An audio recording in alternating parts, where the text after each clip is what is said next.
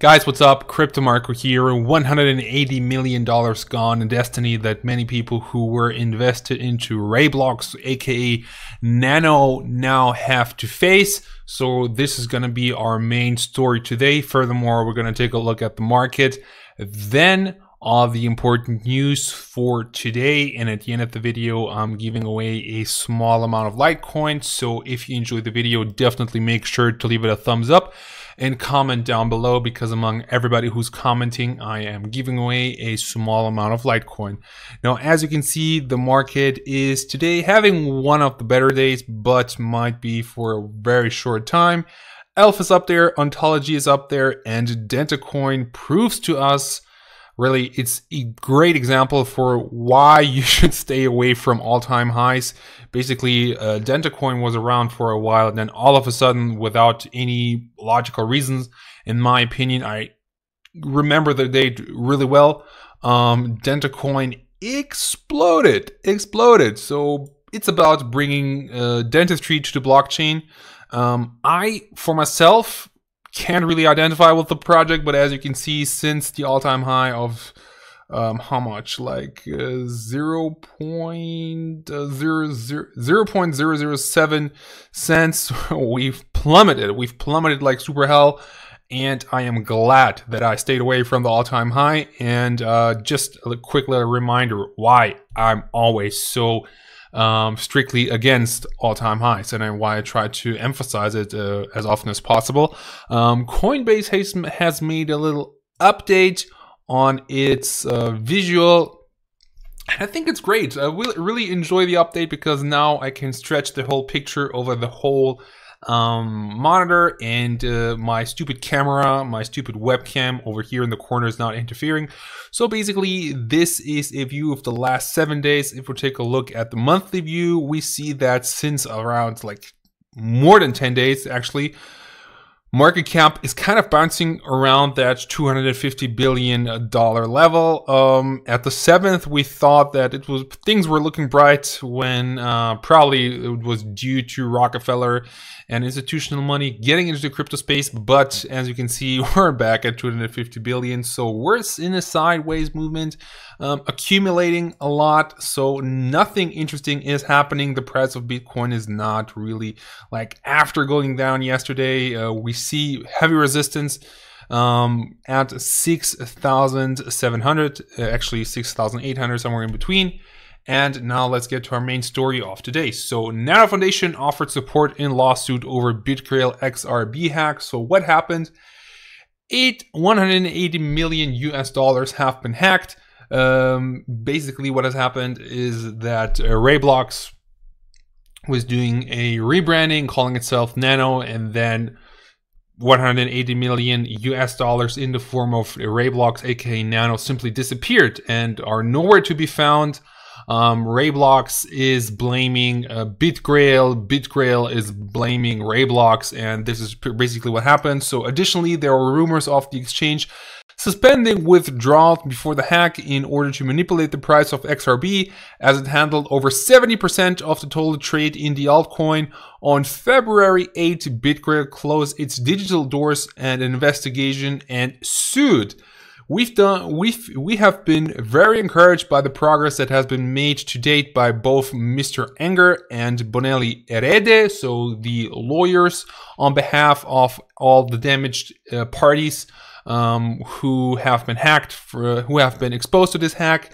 As a result, we are announcing today that Nano will be matching the contributions of the victims to the legal fund established by Mr. Enger, including both past and future donations, for up to 1 million US dollars, with a goal of establishing a total legal fund valued at 2 million US dollars. So furthermore, it can be seen on the Medium page. Basically, this is a post by the Nano team. This is because we have been advised to keep our efforts private in order to best assist law enforcement and the victims' attorneys in Italy. So that's the reason why they have been very, why they haven't said anything, why they haven't issued anything, any press releases. By mid-February, we decided that the best way to offer our help was to sponsor a legal fund to provide all victims with equal access to legal representation. We felt it was important to help ensure that victims who could not offer their own representation would receive the same quality of representation as those who could. This is, love it, really love it what Nano is doing, because they claim to not be guilty at this point, but still I assume that they feel a bit guilty because super many people are damaged from this and now they want to help in a legal way. So most interesting thing that we read here: to date, all reliable evidence we have reviewed continues to point to a bug in BitGrail's exchange software as the reason for the loss of the funds. We don't know what's going to happen next, but it's going to stay very interesting. Next up, Bitcoin mining manufacturer Canaan may seek an IPO in Hong Kong or the US. So right now in China, it takes too long to them to do the IPO. For those of you who are not aware of what an IPO is, it's like an ICO, but for the stock. So an initial public offering, not an initial coin offering. And basically they would split their company into parts which investors can buy for a certain amount of money. And in return for that, they get to decide what they can do at the company. Plus they get dividends every year. But it's kind of different for every company that does an IPO. Basically, very complicated stuff that you have to go through.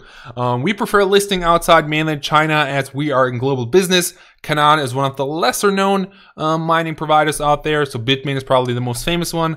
Canaan founder and CEO revealed that he employs around 200 people in Beijing and Hangzhou. So quite a big operation out there going on. And we continue to ASICs and mining. So as you can see, ASIC-friendly Monero Classic emerged from Monero fork.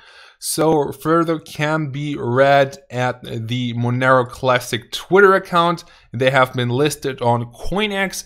And with Monero, we have seen some interesting development because, as you know, the community is heavily against ASICs, doesn't want to centralize basically Monero, and implemented a hard fork which makes basically Monero ASICs useless, which just breaks them.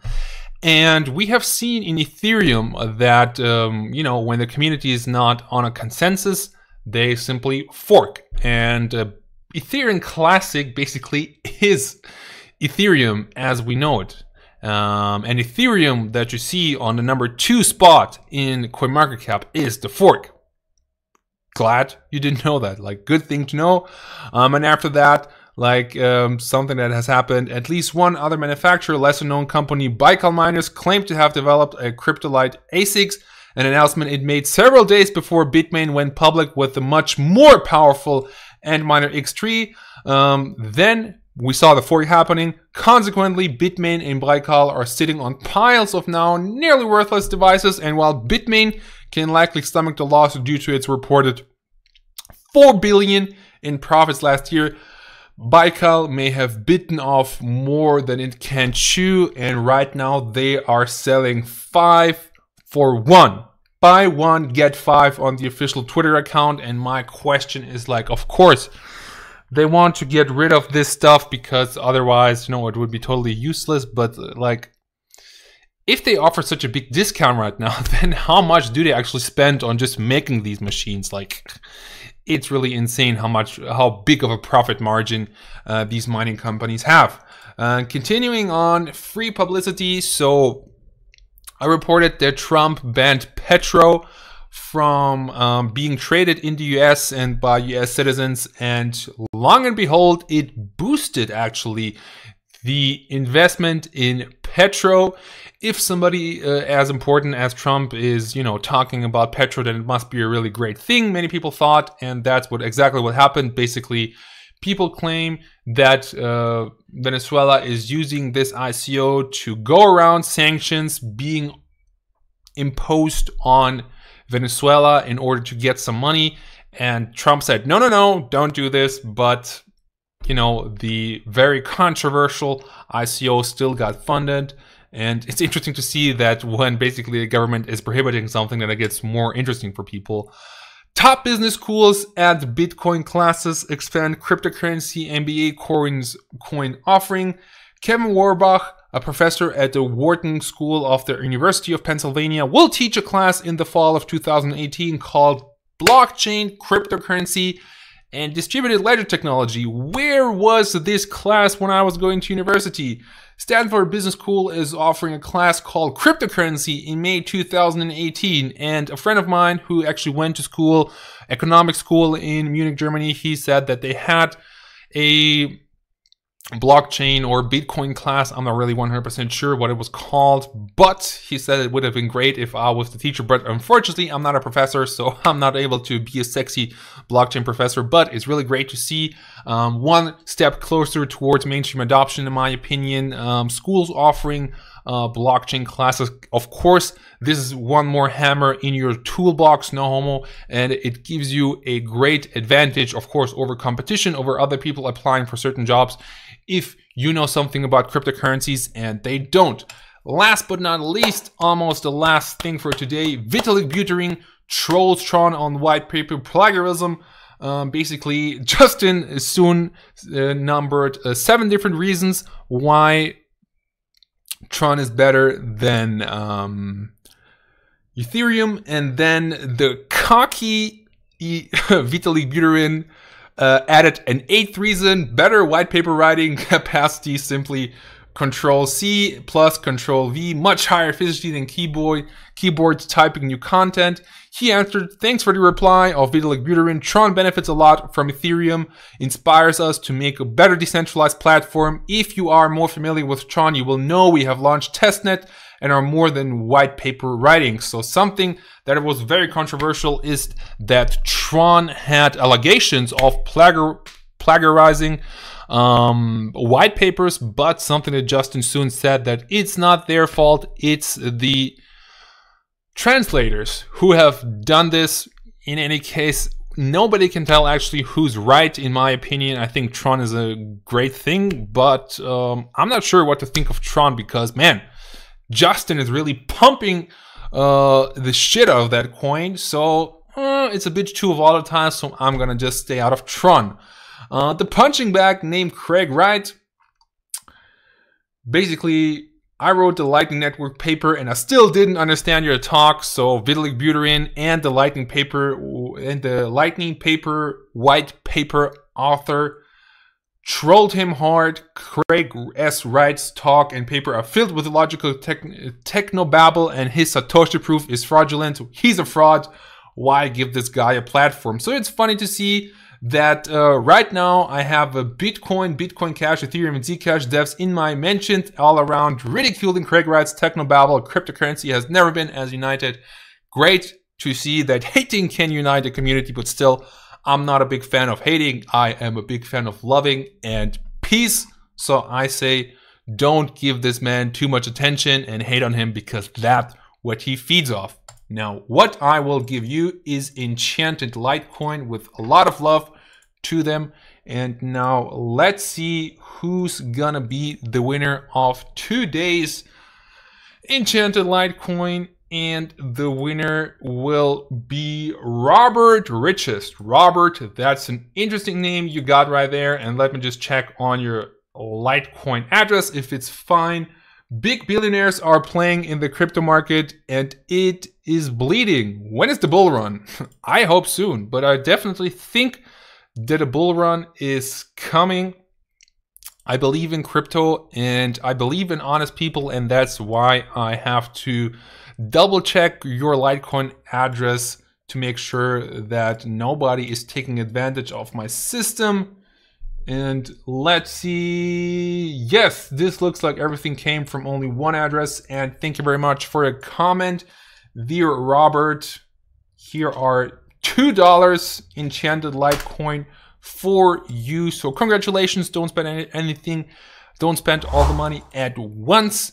And guys, keep in mind that everything in this video is my personal opinion and not financial advice. So good luck investing. Invest responsibly, because cryptocurrencies are super volatile, and take care. Bye bye.